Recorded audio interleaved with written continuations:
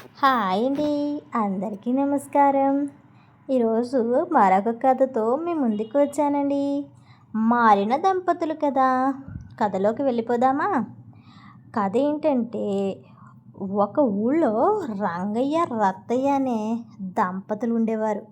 వాళ్ళకు ఎంత చిన్న విషయం మీద ఏకాభిప్రాయం ఉండేది కాదు. అస్తమాను పోట్లాడుకుంటూ ఉండేవారు. వాళ్ళ కీచులాట్లకు కారణాలు ఉండేవే కావు. ఆశ్చర్యంగా ఉండేది ఊర్లో వాళ్ళందరికీ. ప్రతి స్వల్ప విషయానికి పోట్లాడుకోవడం. ఇరుగు పొరుగు వాళ్లకు ఎంతో చెప్పి చూశారు, కానీ లాభం లేకపోయింది. వాళ్లకు లేక లేక రాముడనే ఒక కొడుకు పుట్టాడు. వాడంటే ఇద్దరికీ పంచ ప్రాణాలు. ఆ కారణం చేతైనా వాళ్ళ మధ్య పోట్లాట్లు తగ్గలేదు.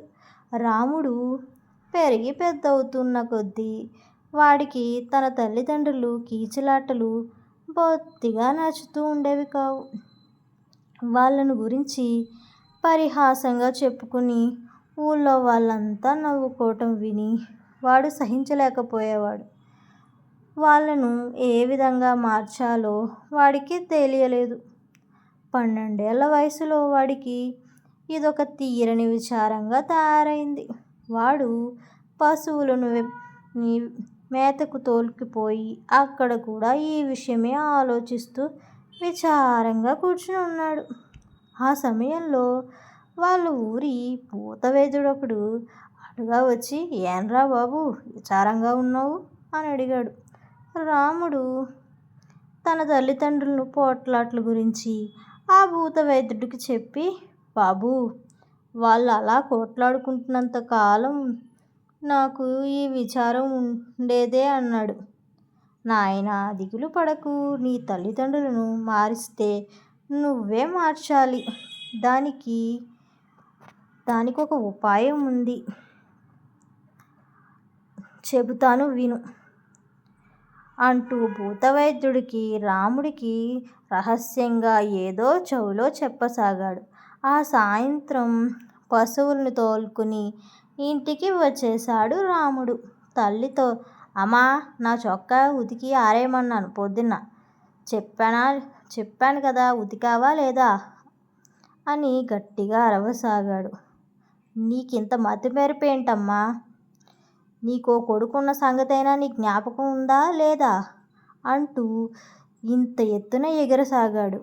వాడి ప్రవర్తన చూసి రత్తమ్మ నిర్ఘాంతపోయింది.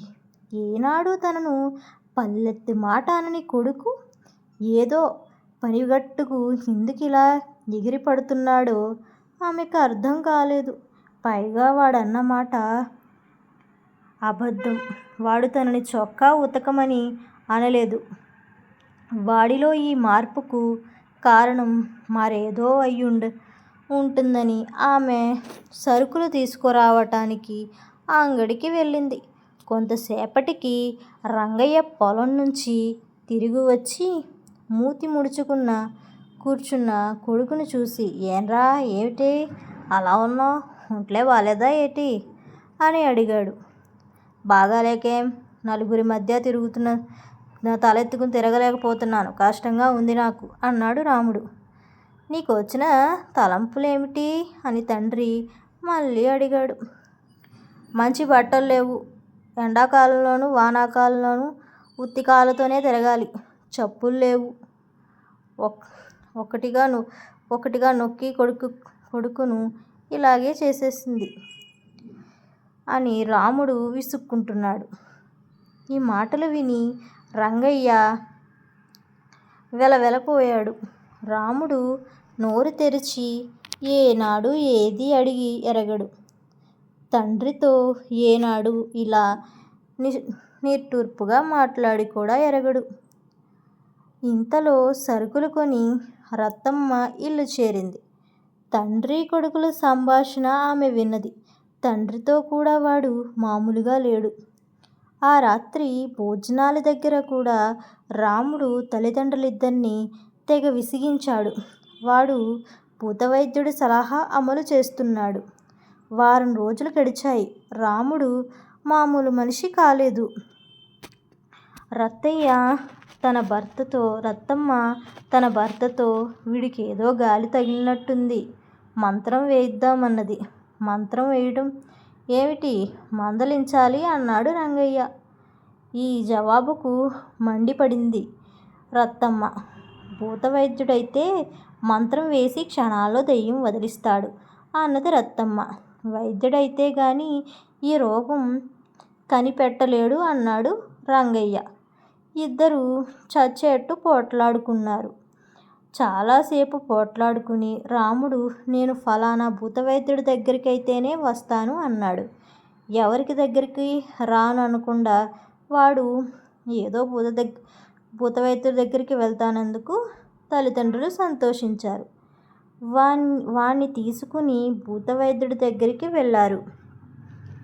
వాళ్ళు చెప్పిందంతా విని భూతవైద్యుడు మీ కుర్రవాడికి నయం చేయటం పెద్ద పనేమీ కాదు, కానీ నేను మిమ్మల్నిద్దరినీ విడివిడిగా ఒక ప్రశ్న అడుగుతాను.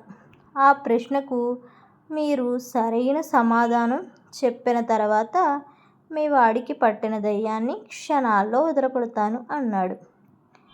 ఆయన ముందు రంగయ్యను పిలిచి రాముడు నీ కొడుకే కదా అని అడిగాడు. ఈ ప్రశ్నకు రంగయ్య ఆశ్చర్యపడి చిత్తమండే అన్నాడు. తర్వాత ఆయన రంగయ్యను అవతలికి పంపి రత్తమ్మను పిలిచి రాముడు నీ కొడుకేనా కదా అని అడిగాడు. చిత్తమయ్యా, రాముడు మా కొడుకే అని అంటాడు. తరువాత ఆయన ఇద్దరినీ పిలిచి మీరిద్దరూ సరైన సమాధానం చెప్పలేదు, ఒక వారం గడిచాక సరైన సమాధానం ఆలోచించుకుని రండి అన్నాడు. వారం గడిచింది. దంపతులిద్దరూ భూతవైద్యుడి దగ్గరికి వచ్చారు. ఆయన వారిని విడివిడిగా మళ్ళీ అదే ప్రశ్న వేశారు. ఈసారి రంగయ్య తెలివిగా చెప్తున్నాననుకుని వాడు నా భార్య కొడుకండే అన్నాడు. రత్తమ్మ మాత్రం వాడు నా కొడుకేనండి అన్నది. ఈసారి కూడా భూతవైద్యుడు చిరునవ్వు నవ్వి వీళ్ళిద్దరూ సరైన సమాధానం చెప్పలేదు, మరింత బాగా ఆలోచించుకుని వారం దాటాక మళ్ళీ రండి అన్నాడు. రాముడి పిచ్చి నానాటికి ముదురుతున్నది. ఈసారి రంగయ్య రత్తమ్మ భూతవైద్యుడికి ఏం చెప్పాలో కూడగలుపుకుని ఒక నిర్ణయానికి వచ్చారు. వారం గడవగానే వాళ్ళిద్దరూ భూతవైద్యుడి వద్దకు వెళ్ళి మేమిద్దరం బాగా సంప్రదించుకుని వచ్చాం, రాముడు మా ఇద్దరి బిడ్డ అని ఆయన ప్రశ్నకు విడివిడిగా సమాధానం చెప్పారు.